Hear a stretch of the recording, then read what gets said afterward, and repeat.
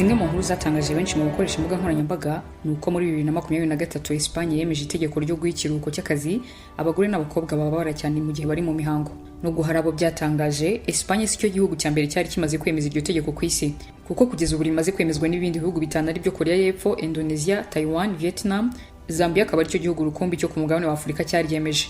Tugarutse gato kuri Espagne bavuga ko ari cyo gihugu giheruka kwemeza iryo tegeko nyuma yo kuryemeza ryatangiye no gukurikizwa, ndetse Minisiteri ishinzwe imibereho myiza y'abaturage muri icyo gihugu igaragaza ko icyo kiruhuko cyasabwe inshuro 1559 hagati ya tariki ya 1 Kamena 2023 kugeza muri Mata 2024. Espagne nicyo gihugu cya mbere cy'Iburayi cyashyizeho icyo kiruhuko kimara iminsi 3 ku buryo umugore cyangwa umukobwa ugihawe afite akazi amara iminsi 3 atakajyaho kandi akayihemberwa. Inkuru ya The Guardian igaragaza ko nubwo abagore n'abakobwa bashyiriweho icyo kiruhuko muri Espagne abagisabye ari bake cyane, kuko bari ku kigero cya 4.75 buri munsi.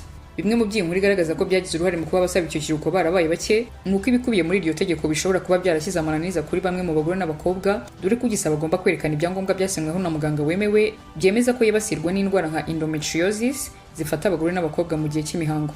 Hari kandi abagore n'abakobwa batinya kuba bakwemera ko bababara bari mu mihango kugira ngo badasaba ikiruhuko bikaba byabaviramo gutakaza akazi, dore ko ubushomeri muri icyo gihugu bukomeza kwiyongera. Imibare ikaba igaragaza ko bwari kuri 12.4% muri 2023.